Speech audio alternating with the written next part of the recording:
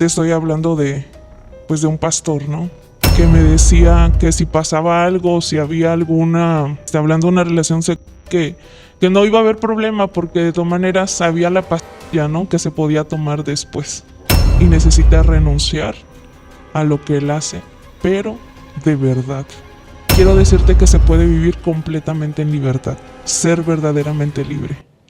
Crudo Podcast. El contenido aquí presentado es de carácter expresivo, testimonial y artístico, y no representa necesariamente la postura del autor o sus colaboradores.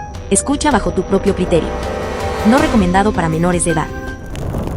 Bienvenidos a Crudo Podcast. La historia de hoy es una situación que suele pasar con mucha frecuencia, pero de la que nadie dice nada. Antes de continuar, suscríbete, deja tu comentario. Recuerda que aquí el silencio no es una opción. Cuéntanos de qué trata tu historia. Bueno, quiero compartir con ustedes acerca de lo que viví hace un tiempo atrás, precisamente en cuanto el abuso, hablando de los diferentes abusos que pueden haber desde lo psicológico, lo verbal, incluso hasta sexual. Esta historia que nos quieres comentar de abuso, ¿cómo es que se da? ¿Quién está involucrado? Bueno, primero quiero comentar que esto se da a raíz de que uno a veces busca una figura paterna o una ayuda externa, no fuera de la familia. Y precisamente por eso se da este caso, porque empiezo a relacionarme con esta persona y en particular pues te estoy hablando de un pastor, ¿no? Esto que me comentas suena bastante fuerte. Sin embargo, quiero saber que lo que me vas a contar es 100% real. Bien, mira, todo comenzó porque dentro de las iglesias todos en algún momento tomamos un cargo de liderazgos o servidores. Y pues ahí fue donde conocí a esta persona.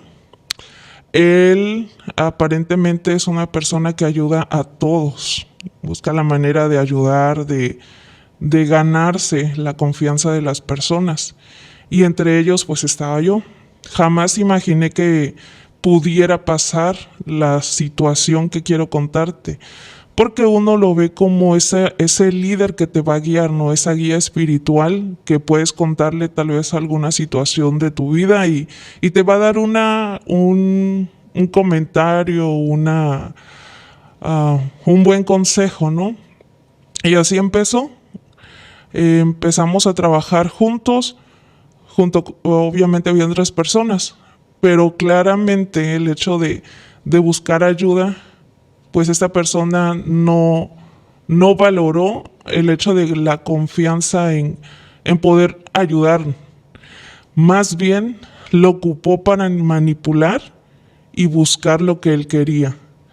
Entonces empezamos a hablar, a platicar. Empecé a contarle parte de situaciones que yo vivía en confianza. Digo, ¿qué puede pasar? Es el pastor, me va a dar un buen consejo, me va a ayudar. Y sí, al principio había buenos consejos, pero no me había dado cuenta que esos consejos lo único que hacían era llevarme a depender de él. ¿Podrías darnos un ejemplo de ese tipo de consejos? Sí, por ejemplo, acerca de la familia. No, pues aquí estoy para ayudarte. Si no pueden tus familiares, no te preocupes, yo te ayudo. Y me daba algunas cosas, ¿no? Que yo llegué a necesitar en su momento. Entonces empezó a hacer este tipo de actos y dije, no, pues sí me aprecia esta persona, si quiere realmente ayudarme. Pero lamentablemente no fue así. Cuando empezaron a suceder las cosas es porque él ocupaba esa parte, como lo comentaba, para ganar mi confianza, de tal forma que al final de cuentas me quedé yo sola. No, yo sentía que mi familia no existía, que no tenía amigos, sino que él era el único en mi vida que podía realmente ayudarme. Para mí no había más persona. pero él había trabajado en mí tanto de decirme si necesitas algo, si te sientes mal, si estás enferma, si quieres ayuda, háblame, escríbeme. Y pues digo, ay no, qué bueno, ¿no? Las atenciones que se tienen. Pero pues siempre hay un comienzo y esas atenciones fueron cambiando con el tiempo. En ese momento, cuando tú empiezas a recibir esas atenciones, ¿tú sospechabas de algo? ¿Pensaste alguna vez esto por qué lo hace o simplemente lo tomaste como de buena manera porque era el pastor? Yo lo tomé de buena manera, nunca, la verdad, yo puedo decirte si en ese momento era muy inocente, yo decía, no, o sea, no creo que haya algo malo aquí, lo que hace es por ayudar. Y yo decía siempre, así como me ayuda a mí, ha de ayudar a otras personas. Entonces, realmente yo no le vi nada de malo.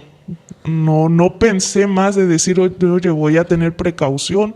Simplemente confié y creo que esa es algo lamentable, ¿no? Porque confié ciegamente en su amabilidad. Cuando él empieza a trabajar en ti, en tu mente, ¿cuáles fueron esas palabras o actitudes que te fueron atrapando? Es decir, ¿él qué hacía para poder atrapar tu atención, para poder ganar tu confianza?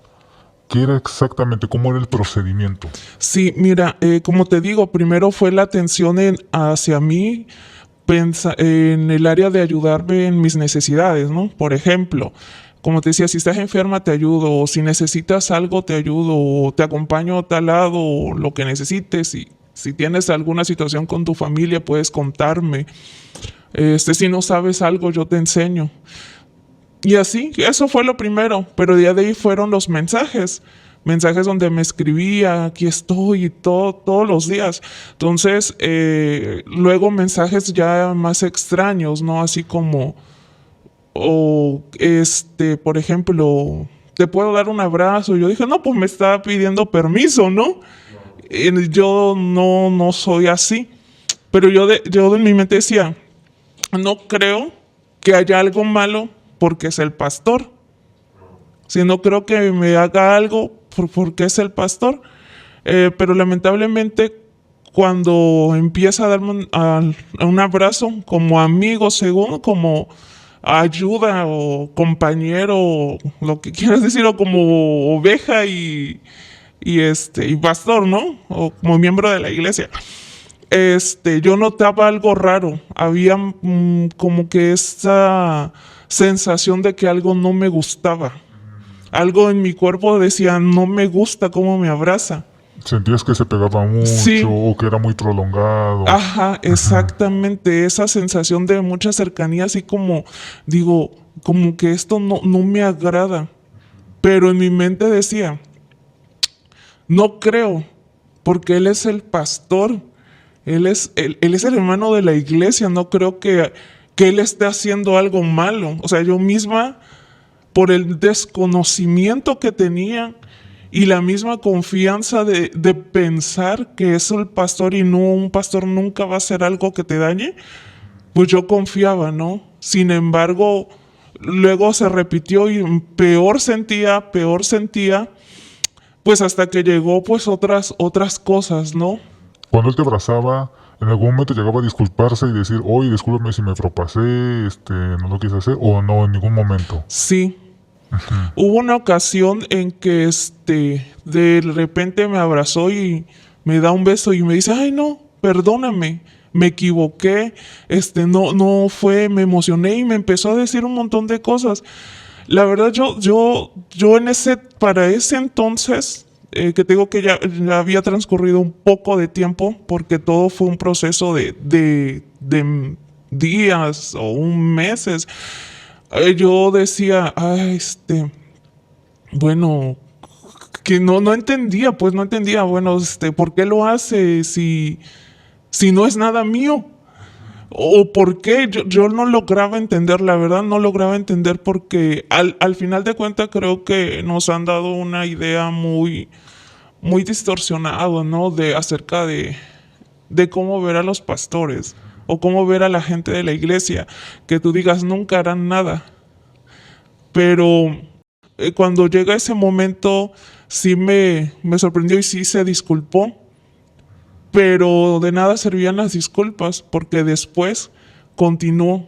El detalle aquí es que llegó un momento donde esta persona me hacía sentir mal a mí, que yo tenía la culpa, que yo era quien estaba pidiendo cuando realmente en mi interior decía yo no quiero estas cosas.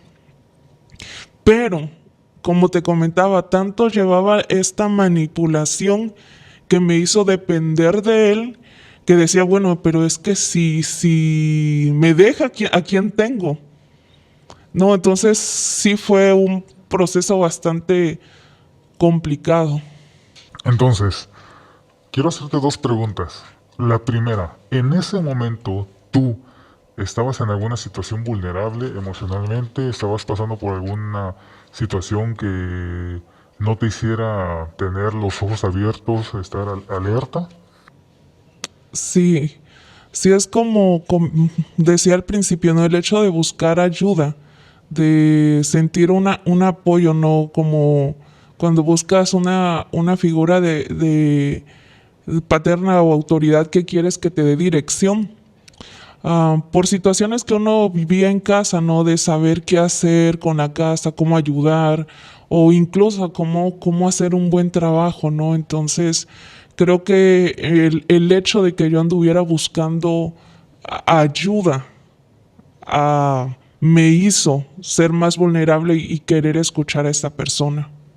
Cuando dices que empieza a cambiar todo esto y empieza a subir de tono, tanto las pláticas como el contacto físico, ¿cómo se da? Me decías que te hacía sentir culpable. ¿Cuáles eran las palabras exactas que utilizaba para poder sembrar en ti esa sensación de culpabilidad? Una de las cosas que hacía era decir que yo era, pues que, ¿cómo lo diría? Que no tenía yo que yo era desconfiada. O sea, hablaba de mí en que yo era desconfiada, que yo siempre veía lo malo, que siempre no, yo lo juzgaba. Prácticamente yo era la mala y él era el bueno, santo, ¿no? el Porque bueno. él decía que no, que era un error, pero incluso estas palabras decía, esto es un error, nos equivocamos, pero le podemos pedir perdón a Dios y Dios nos va a perdonar. Y al rato y al día siguiente o a los 3 días volvía a tener la misma actitud. ¿Cuál fue el grado más alto? Es decir, porque tú hablabas hace un momento de grados de abuso. Entonces, ¿cuál fue el grado más alto donde dijiste, sabes qué, esto ya no está bien? Creo que llegó un momento donde empecé a sentirme vacía. Empecé a sentirme muy mal, de verdad muy, muy mal. Siento que ya ni sonreía, ya no me sentía con la libertad como al principio. Y recuerdo una ocasión que pues hubieron tocamientos en partes privadas, partes que íntimas que llegaron a mí decir, no, yo esto no puedo y en una ocasión recuerdo que me decía que si pasaba algo, si había una relación, hablando de una relación que no iba a haber problema porque de todas maneras había la pastilla, ¿no? Que se podía tomar después. Desde su iniciativa, él estaba proponiendo, uno, tener relaciones sexuales. Sí, Y dos, que no te preocuparas porque podías tomarte un anticonceptivo. sí. ¿Y había algún remordimiento en él? ¿Había alguna forma de decir, oye, preocupación? ¿O lo decía de una manera tan natural que tú decías, bueno, ¿qué está pasando? Pues cuando escuché esta palabra yo no vi en él que hubiera algo de preocupación y mucho menos que hubiera un arrepentimiento o que le remordiera la conciencia por lo que decía. Yo lo vi normal y más porque ahí no se detuvo, ¿no? Que siguió y quería seguir, pero pues ya no pudo porque al final de cuentas tomé la decisión y de no seguir en ese juego, ¿no? De ya no, dije, basta, ya, esto no es lo que yo quiero. En ese momento, quiero hacerte dos preguntas. Uno, ¿qué te hizo decir basta? ¿Cuál fue el momento en que dijiste, ya no quiero esto? El momento que dije, ya no quiero esto, fue porque ya había cortado yo comunicación con esta persona. Y después de un tiempo se acerca nuevamente con otra vez proponiéndome cosas. Y recuerdo que esa ocasión nuevamente me tomó y otra vez me abrazó y luego como si nada escribe y dice, ¿sabes qué? Oh, discúlpame, me equivoqué otra vez. Y en ese momento fue que dije, él no va a cambiar esta persona. No va a cambiar y yo estoy sufriendo porque yo pensaba que a lo mejor así era como se quería las personas ciegamente. Pensé que era una manera de querer y dije, no, hasta aquí. Hasta aquí tomé la decisión de apartarme de esa persona. ¿Fue muy difícil tomar esa decisión? ¿Realmente es difícil tomar esa decisión? ¿Cuesta trabajo? Sí, ¿Por qué? porque me volví dependiente de él, ¿Cuánto tiempo estuviste en esta situación? como 2 años. Durante ese tiempo, era siempre lo mismo, manipulación tras manipulación, Sí. abuso tras abuso. Sí, ¿En algún momento pensaste en denunciar a esta persona? no, ¿Por qué? porque no sabía. ¿Qué es lo que no sabías? No sabía que yo misma estaba siendo abusada. Sabía que estaba mal, sabía que me estaba dañando, pero no sabía que eso estaba haciendo o que eso era un abuso. No lo conocía. ¿En qué momento te das cuenta que habías estado siendo abusada? Me empiezo a dar cuenta cuando escucho pláticas de otras personas, cuando escucho algunas conferencias y empiezo a decir, esto es lo que me está pasando. Para ese tiempo ya habías dejado de convivir con esa persona. No, me fui dando dentro de esa convivencia, me fui dando cuenta que esto estaba sucediendo. ¿Esa persona, hoy por hoy, sigue ejerciendo? Sí, ¿Qué opinas al respecto? pienso muchas cosas. A veces creo, su momento llegué a pensar que me faltó valor para poder denunciar, o por lo menos a sus autoridades dentro de, Eclesiásticos. exactamente dentro de la iglesia. Porque digo, no sé si fui la única o ese es su modo de hacer las cosas. Hoy que ya no estás ahí, ¿cómo te sientes? Mucho mejor. ¿Qué hiciste para sentirte mejor? Hay muchas personas que han sido víctimas de abuso y no han encontrado una salida. ¿Cuál fue tu solución? Mi solución fue hablar. Fue buscar ayuda. Realmente busqué ayuda porque dije, sola no voy a poder.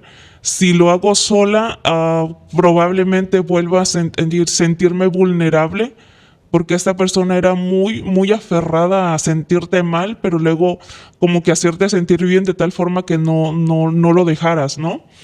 Entonces, buscar ayuda fue lo que me dio esa fortaleza para poder salir de ese entorno y pues pedirle a Dios que me ayudara. Esto sucedió en un contexto de iglesia. Así es.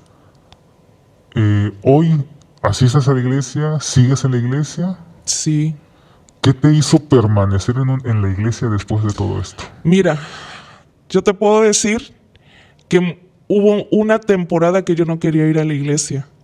Por la Una- misma situación. Por la misma situación. Dije, no voy a ir. Y peor, verlo predicar como si nada. Verlo que hasta hablaba, ¿no? Como dicen algunos ahí, Hablaba sus en revelaciones, lenguas. ¿no? Sí. Sí, exacto. Entonces yo dije, no, o sea, no puede ser.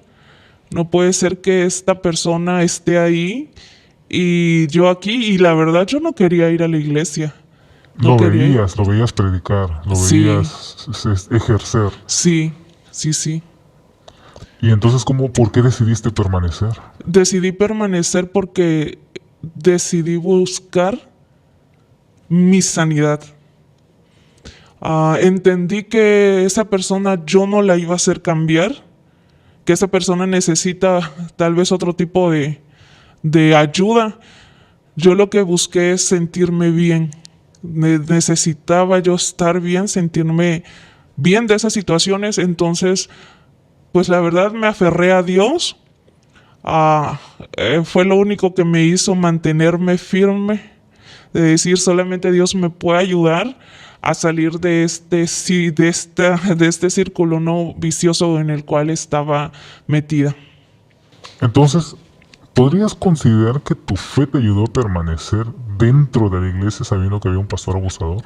Sí, definitivamente. ¿Crees que lo que tú hiciste fue una buena acción de permanecer en la iglesia? Creo que más que estar en la iglesia fue poder pedir a Dios que me ayudara. Sí, porque al final de cuentas la iglesia en sí pues no me ayudó.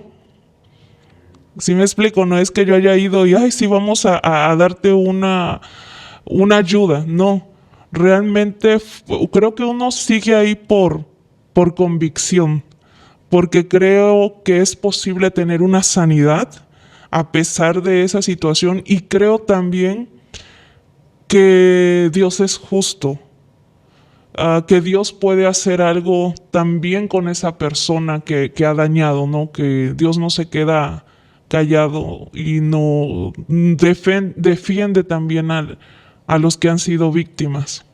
Eso está bastante interesante lo que acabas de mencionar, que Dios defiende a los que han sido víctimas.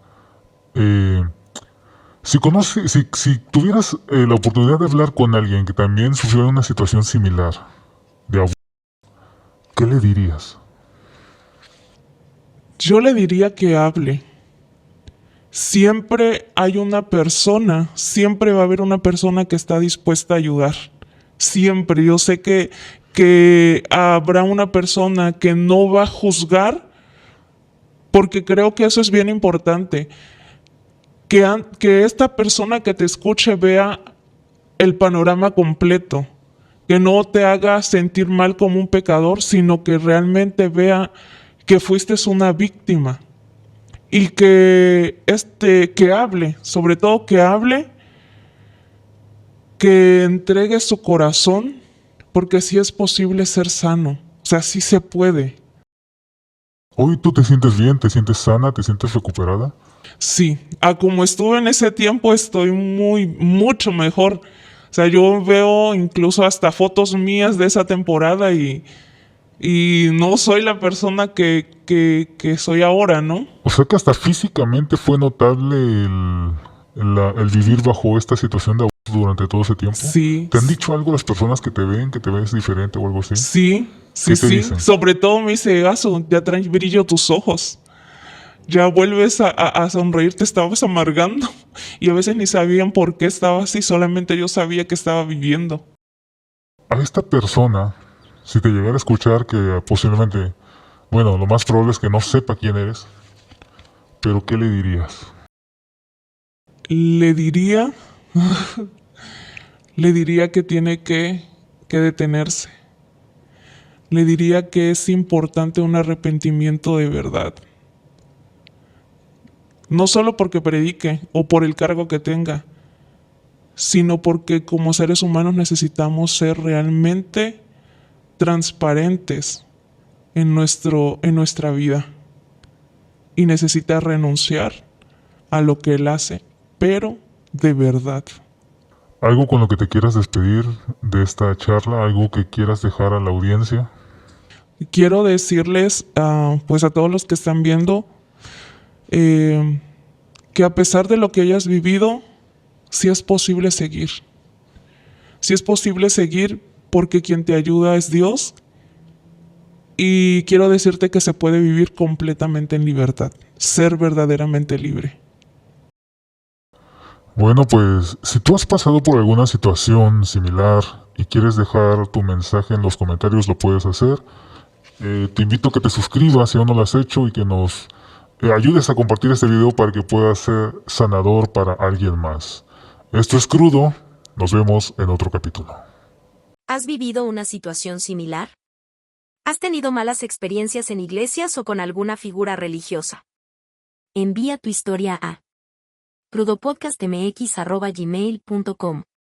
Recuerda que en Crudo, el silencio no es una opción. Crudo Podcast. El contenido aquí presentado es de carácter expresivo, testimonial y artístico, y no representa necesariamente la postura del autor o sus colaboradores. Escucha bajo tu propio criterio. No recomendado para menores de edad.